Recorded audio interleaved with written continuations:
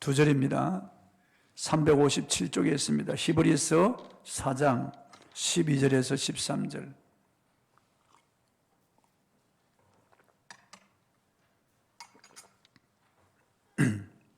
같이 합독하겠습니다.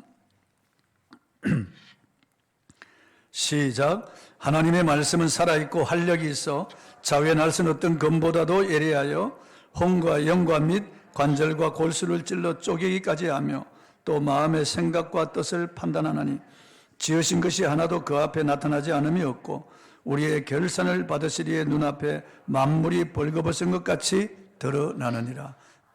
아멘.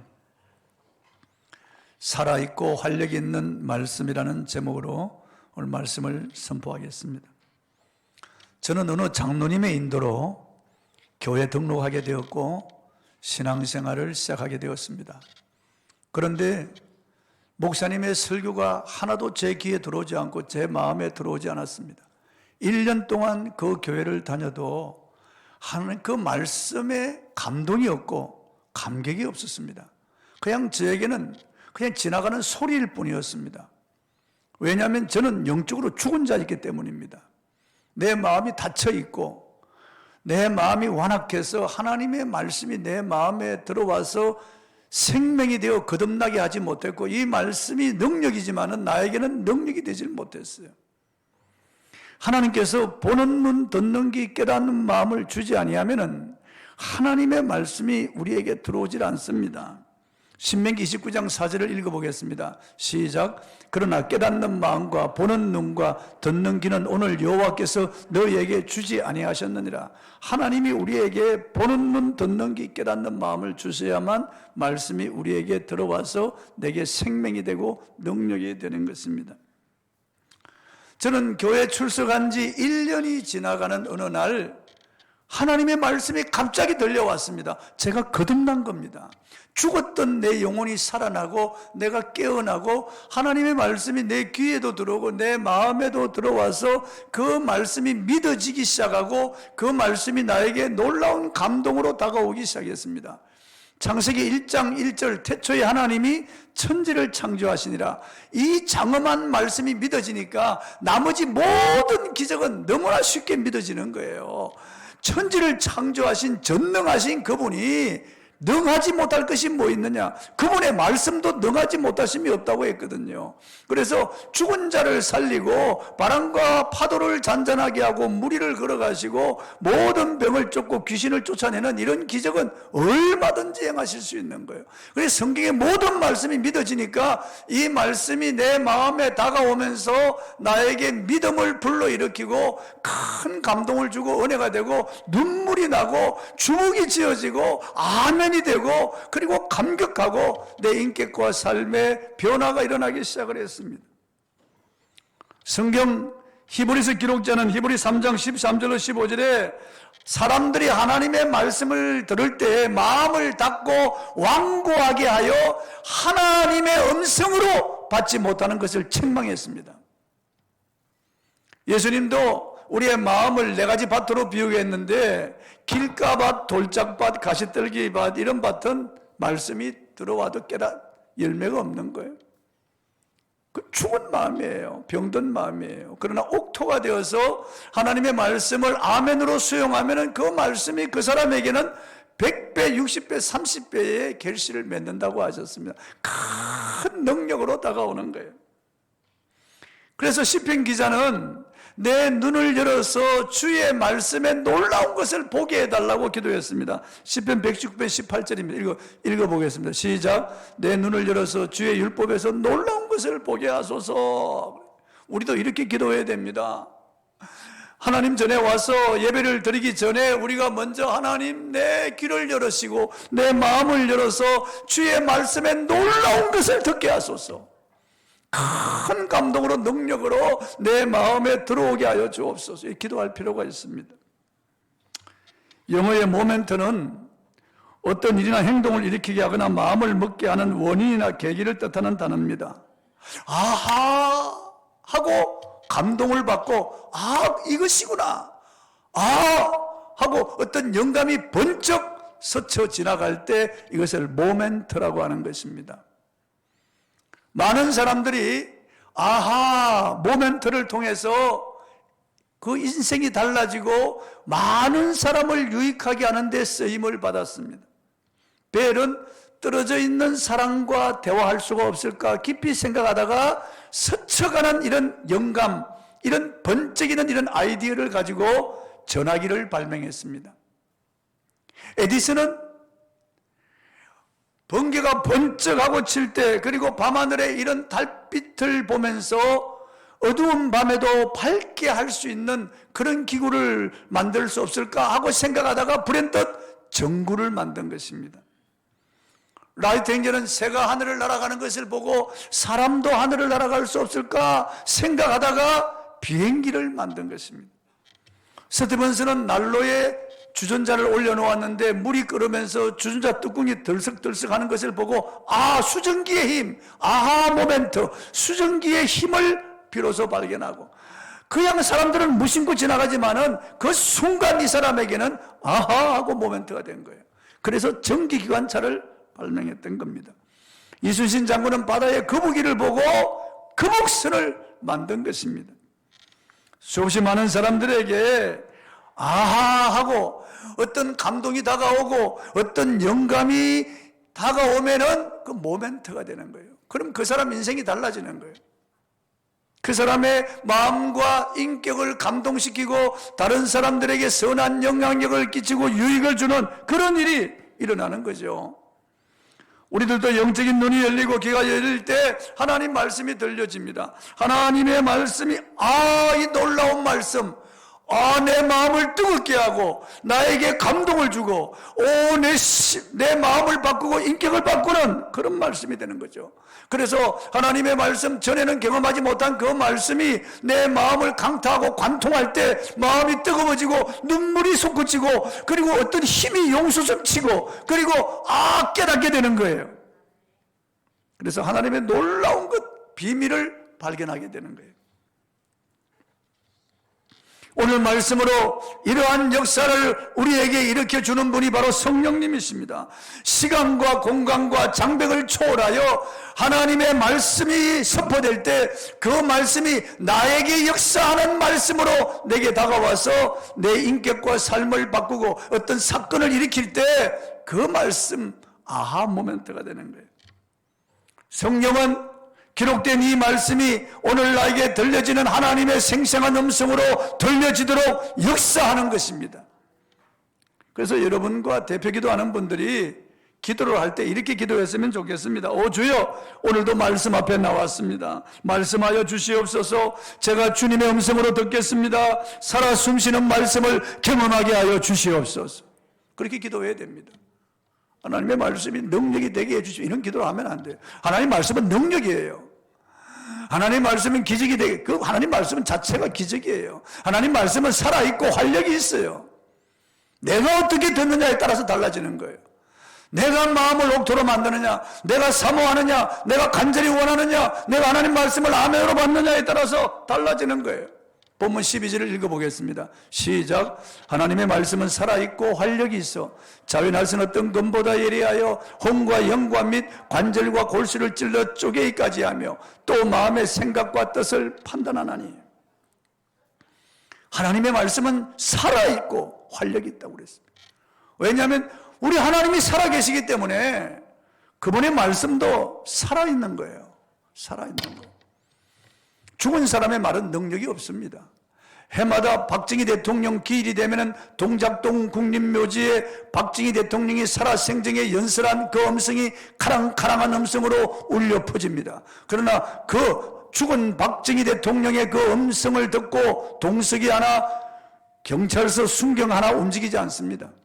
죽은 사람의 그 말은 죽은 말이기 때문에 그렇습니다. 그러나 살아있는 권력인 문재인 대통령의 그 말 한마디에 국군이 움직입니다, 여러분. 경찰이 움직이는 거예요. 모든 공무원들이 움직입니다. 국민이 부여한 권세가 있기 때문에 살아있는 대통령의 말은 권세가 있는 거예요. 권세가 있는 거예요. 유언장도 그렇습니다.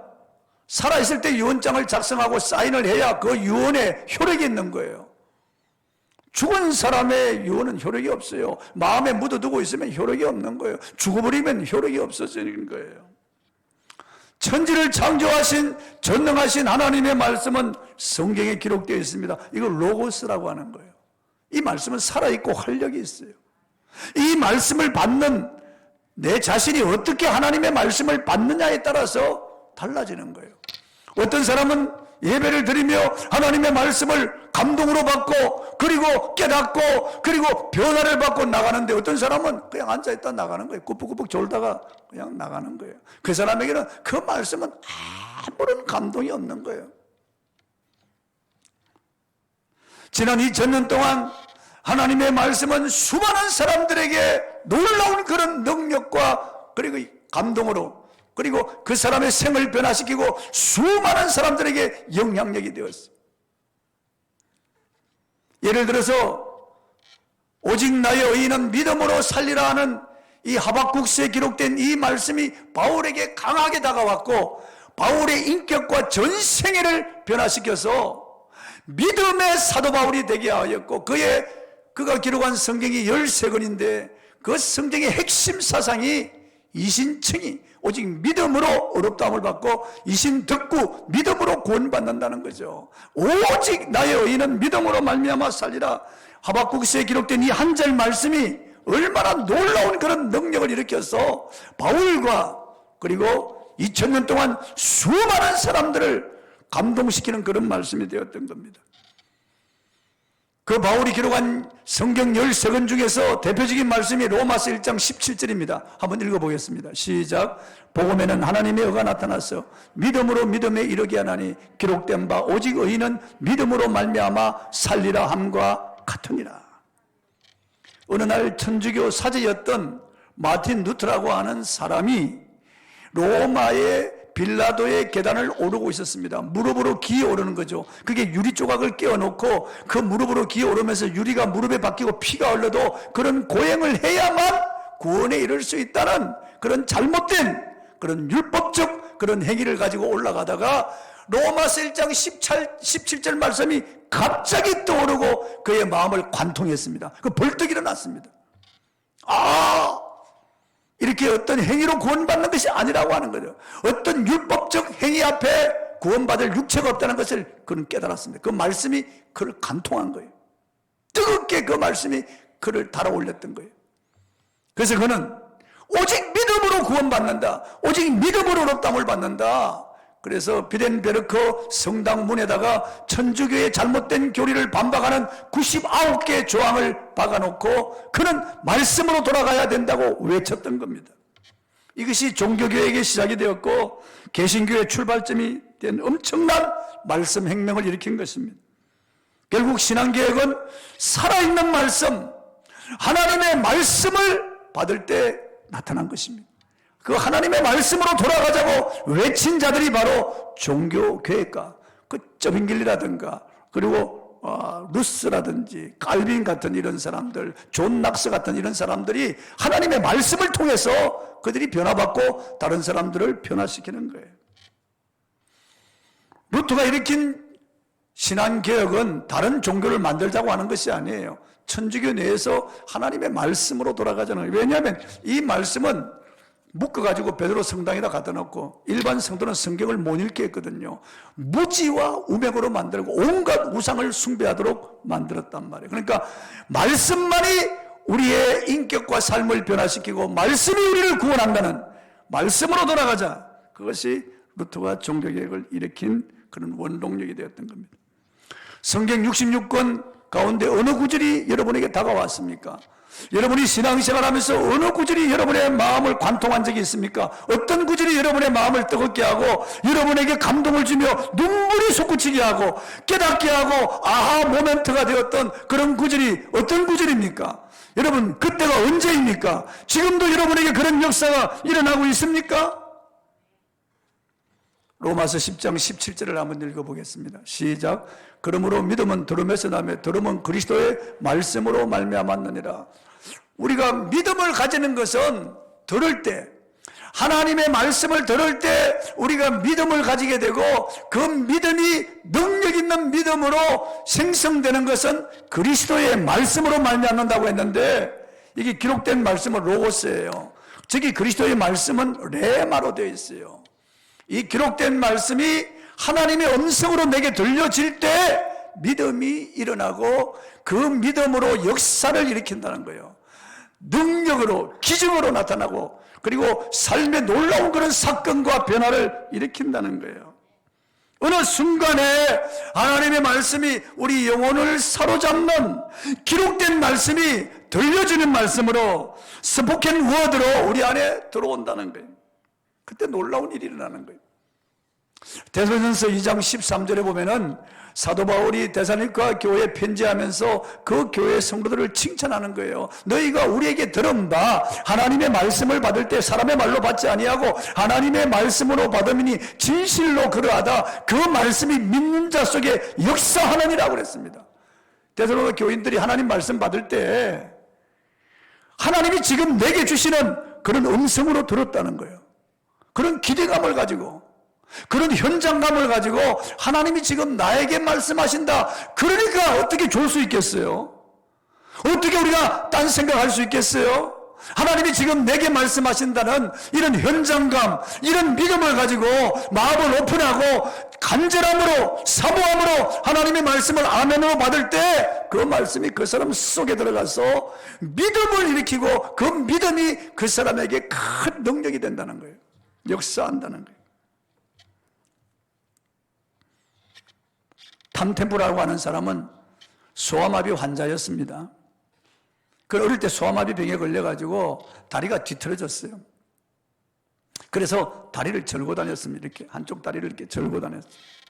그는 열등감에 사로잡혔어요. 늘 마음이 우울했습니다. 부모님과 여동생 교회 나가지, 그는 교회를 나가질 않았어요. 하나님이 원망스러웠습니다. 그런데 어느 날 목사님이 그 집에 신방으로 왔습니다. 그리고 건너방에서 예배를 드리는데 탐템포는 다른 방에 가 있었어요. 근데 목사님이 그 가정예배 때 설교를 주시는데, 말씀을 주시는데 마가복음 9장 23절 말씀을 주셨어요. 한번 읽어보겠습니다. 마가복음 9장 시작. 예수께서 이르시되 할 수 있거든이 무슨 말이냐, 믿는 자에게는 능히 하지 못할 일이 없느니라 하시니. 이 말씀을 가지고 설교하는데 건너방에 있던 탐템프의 눈물이 흘렀습니다.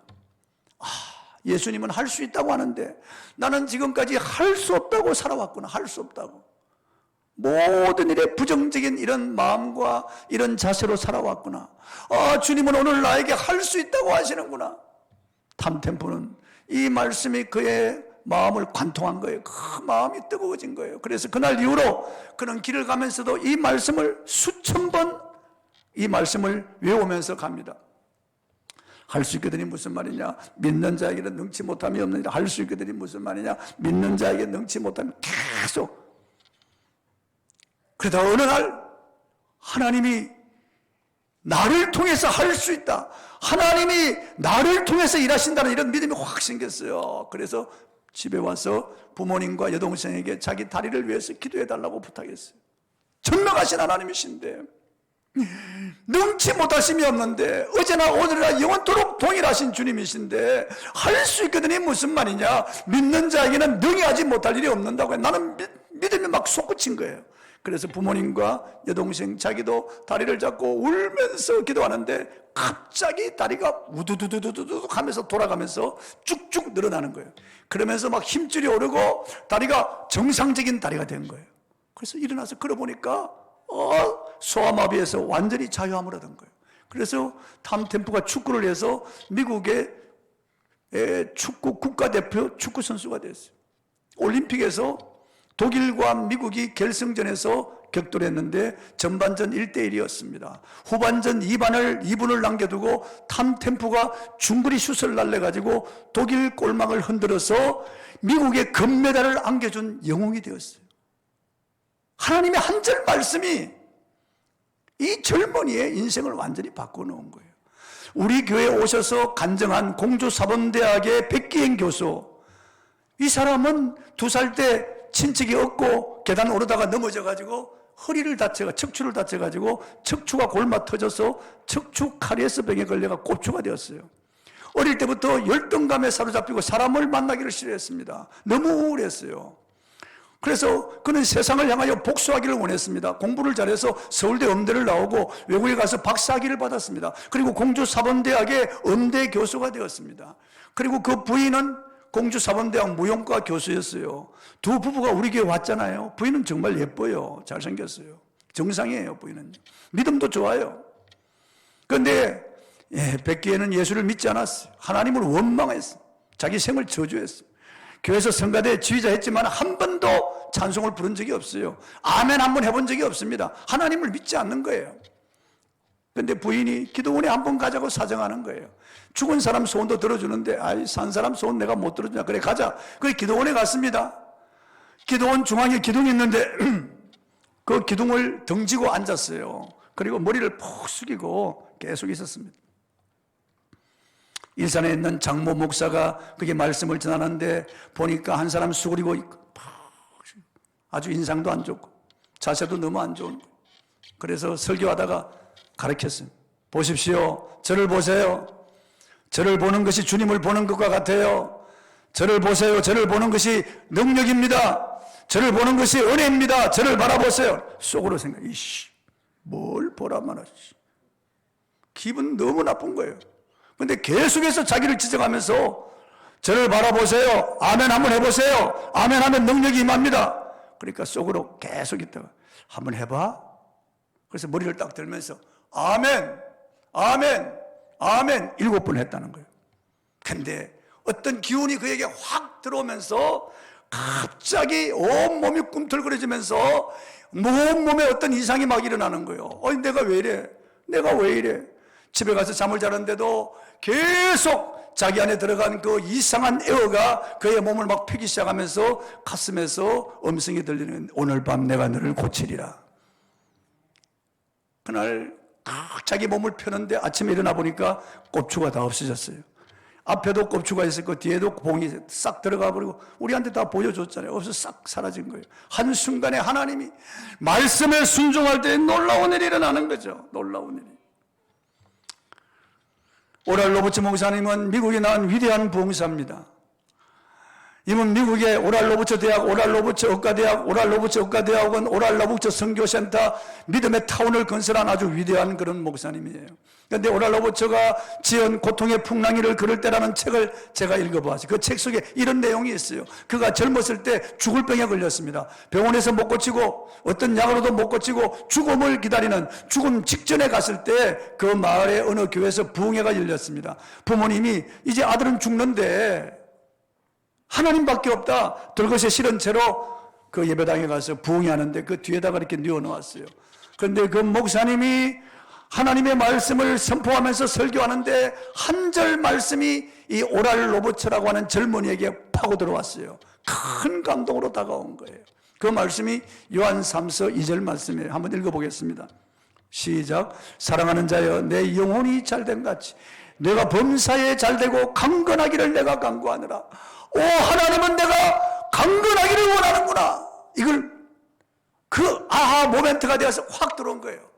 아 하나님은 내 영혼이 잘되기를 원하고 내가 범사에 잘되기를 원하고 내가 강건하기를 원하는구나. 그 말씀이 확 들어오면서 그의 가슴을 뜨겁게 하고 눈물이 솟구치고 그 입에서 방언이 터지고 그가 벌떡 일어나게 된 거예요. 그래서 말더듬 병에서도 노여나고 죽을 병에서 노여나서 이렇게 위대한 그런 사역자가 된 것입니다. 중국의 내지 선교사로 불리우는 허드슨 테일러 사역하다가 지쳤어요. 그는 다 포기하고 그는 번아웃 됐어. 미국으로 돌아가려고 생각했습니다. 그런데 한 절 말씀이 그에게 강한 능력으로 다가왔습니다. 요한복음 15장 5절 말씀 읽어보겠습니다. 요한복음 15 시작. 나는 포도나무요 너희는 가지라. 그가 내 안에 내가 그 안에 거하면 사람이 열매를 많이 맺나니 나를 떠나서는 너희가 아무것도 할 수 없습니다. 아, 내가 주님 안에 거하지 않았구나. 내가 내 힘으로 선교하고 내가 내 방법으로 선교하고 내가 이리 뛰고 저리 뛰고 내가 힘쓰고 했었는데 남은 것은 그냥 번아웃이구나. 너무 힘이 없고 지치고 고나고 그냥 허전하고 아무것도 할 수 없는 상태에 이르렀구나. 아, 주님 안에 거하면 주님이 하는구나. 내가 열매를 맺는 것이 아니고 포도나무이신 주님이 열매를 맺는구나. 나는 내가 열매를 맺으려고 동분서주하고 이렇게 힘들게 살아왔구나. 그날부터 그는 기도를 받고 있습니다. 주님, 제가 주님 안에 있습니다. 주님이 행하시옵소서. 저는 주님을 인정하고 환영하고 의지합니다. 주님께서 하시옵소서. 주님께 자리를 내드립니다. 이 기도를 하기 시작한 때부터 그에게 놀라운 일이 일어나기 시작하는 거죠. 하나님이 공급하시는 거예요. 하나님이 채우시는 거예요. 하나님이 일하시는 것을 보게 되는 겁니다. 그는 매일 모든 염려를 주님께 맡겼습니다. 하나님이 하시라고 자리를 내드렸어요. 그날 이후로 그는 한 번도 염려, 근심, 걱정하거나 불안해하거나 두려워하지 않았다는 거죠. 살아 숨쉬는 그 말씀이 그로 하여금 놀랍게 변화를 시킨 거예요. 사랑하는 성도 여러분, 활력을 되찾으시길 바랍니다. 그리고 성경 말씀은 심령과 골수를 찔러 쪼갭니다. 본문 12절을 한번 읽어보겠습니다. 시작. 하나님 말씀은 살아있고 활력이 있어 자위 낯선 어떤 금보다 예리하여 혼과 영과 및 관절과 골수를 찔러 쪼개기까지 하며 또 마음의 생각과 뜻을 판단하나니 그랬습니다. 수술하는 칼이란 말이에요. 아무리 악한 인간도 주님은 수술하여 새로운 사람으로 바꾼다는 거예요. 완고한 사람, 교만한 사람들도 수술해서 겸손하고 온유하고 부드러운 사람으로 하나님이 바꾸는 거예요. 하나님의 말씀이 수술하는 칼이 되어서 그 사람을 수술하는 거예요. 변화시키는 거예요. 열등감 사로잡히고 정신적인 노이로제, 우울증, 공황장애 그런 사람들도 말씀이 들어가면은 그 사람 수술하는 거예요. 세상의 의사들은 고치지 못해도 약으로 고치지 못해도 하나님의 말씀이 수술하는 칼이라서 영과 혼과 및 관절과 골수를 찔러 쪼개어서 그 사람을 수술하고 그 가정과 그 생애를 수술하는 거예요. 베드로는 대제사장의 하인들 앞에서 예수님을 2번 부인했습니다. 그리고 어린 여종 앞에서 예수님을 저주했습니다. 그러자 닭이 우는 소리가 들려왔습니다. 그때 주님 말씀이 생각이 났습니다. 주님 말씀이 베드로를 관통한 거예요. 내가 오늘 밤 닭 2번 울기 전에 3번 나를 부인하리라. 그 말씀이 그를 관통하면서 그는 견딜 수가 없습니다. 밖으로 뛰쳐나가서 통곡하며 회개했습니다. 그가 수술받은 거예요. 그 위대한 사도가 된 거예요. 말씀이 생각이 나고 말씀이 그를 관통하면서 그렇게 된 거예요. 파푸아뉴기니에서 사람을 잡아먹던 원주민들을 찾아가서 복음을 전하고 그들을 개화시키고 변화시킨 문성 선교사님이라는 분이 계십니다. 이분이 간증하는 것을 제가 들었습니다. 이 파푸아뉴기니 사람들은 식인종이고 아주 원시인들이라서 사람을 잡아먹을 뿐만 아니라 이게 근친상간하는 거예요. 어머니도 누나도 동생도 없어요. 그냥 막 닥치는 대로 근친상간하고 네 물건 내 물건이 없어요. 그리고 폭력과 살인 그야말로 악마적인 삶을 살았습니다. 그런데 하나님 말씀을 문성 선교사가 선포하자 그들은 놀랍고 두려워하는 거예요. 죄의식이 없었습니다. 죄라가 무엇인지 몰랐어요. 그렇게 살아왔으니까 죄책감이 전혀 없었어요. 그러다가 하나님의 말씀이 선포되니까 어두운데 빛이 확 들어와서 확 드러나는 것처럼 그들의 심정이, 그들의 삶이 드러나기 시작한 거예요. 민수기 레위기에 있는 이 말씀들, 그 말씀, 내 골육을 범하지 말라, 간음하지 말라, 도둑질하지 말라, 살인하지 말라, 이 말씀들이 들어오면서 그들은 통회하고 자복하기 시작했어요. 새 사람이 된 거예요. 식인종들, 이런 원시인들이 완전히 개화되고 새 사람이 된 거예요. 그들이 막 울면서 세례받는 그런 장면들을 보았습니다. 생명의 말씀에 역사하니까 사람의 심령을 뒤집어 놓고 수술하고 그 사람을 변화시키는 거예요. 다시 한번 12절을 읽어보겠습니다. 시작. 하나님 말씀은 살아있고 활력이 있어 자외 낯선 어떤 검보다 예리하여 혼과 영과 및 관절과 골수를 찔러 쪼개기까지 하며 또 마음의 생각과 뜻을 판단하나니. 좌우에 낯선 금은 그 당시 최고의 그런 군단인 로마 군인들이 쓰는 가장 강한 무기였습니다. 그래서 로마 군인들이 세계를 정복하는 거예요. 그 좌우에 낯선 금을 가지고요. 그런데 하나님의 말씀은 좌우에 낯선 어떤 금보다 예리하다는 거죠. 마귀를 물리치는 그런 도구라는 거죠. 마귀를 물리치는. 우리 가정에 들어와서 괴롭히고 분탕질하는 이런 마귀가 있어요. 우리의 자식들을 계속 유혹하고 그리고 타락하도록 만들고 남편과 아내를 타락하도록 만드는 이런 마귀가 있습니다. 눈에 보이지 않지만 이런 흑암의 세력이 있는데 우리가 하나님의 말씀을 선포하면 그것들이 물러간다는 거예요. 말씀 앞에요. 에베소 6장에 보면은 전신갑주하라고 말씀하고 있어요. 하나님의 말씀으로 전신갑주하라고. 그거는 우리가 보호무기예요. 보호하는 거예요. 호신용, 방어용으로 진리의 허리띠를 띠고 의의 호신경을 붙이고 구원의 투구를 쓰고 그리고 복음의 평안에 예비한 신을 신고 믿음의 방패를 가지는 거예요. 이것은 방어용 전신갑주예요. 그런데 마귀를 공격하는 유일한 공격용 무기가 있는데 성령의 검 곧 하나님의 말씀을 가지라고 말씀합니다. 하나님 말씀을 가지라고. 이 말씀으로 마귀를 공격하는 거예요. 예수님도 40일 금식하시고 줄일 때 마귀가 찾아와서 유혹하는 거예요. 내가 하나님의 아들이거든 이 돌들로 떡이 되게 하라. 그때 예수님께서는 기록되었으되 이 성경 기록된 말씀을 가지고 마귀를 물리치는 거예요. 사람이 떡으로만 살 것이 아니요 하나님의 입으로 나오는 모든 말씀으로 살 것이라 하였느니라.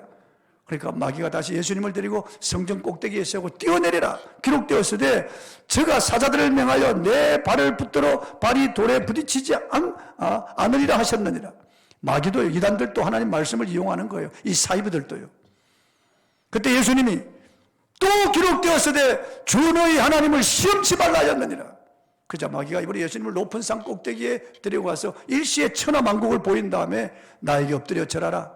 이것은 나에게 넘겨준 것이므로 내가 원하는 자에게 줄 수 있다 그럽니다. 그때 예수님께서는 또 기록되었으되 주 하나님께만 경배하고 다만 그를 섬기라 하였느니라. 그러자 마귀가 물러가는 거예요.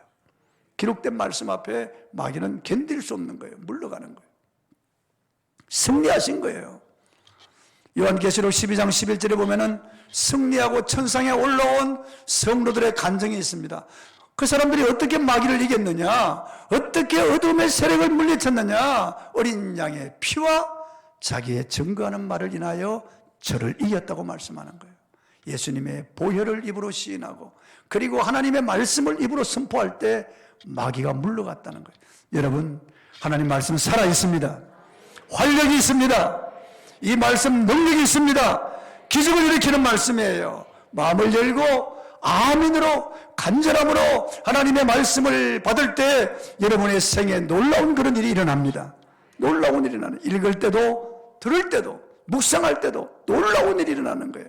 말씀 받는 자의 자세가 어떠냐에 따라서 달라지는 거예요. 그리고 이 말씀은 수술하는 칼이에요. 내 인격과 삶을 수술하여 변화시키는 거예요. 내 가정을 변화시키는 거예요. 그리고 하나님 말씀 마귀를 물리치는 능력이에요. 이 말씀으로 승리하시길 바랍니다. 찬송하겠습니다. 전능하신 나의 주 하나님은 찬송하겠습니다. 간절한 마음으로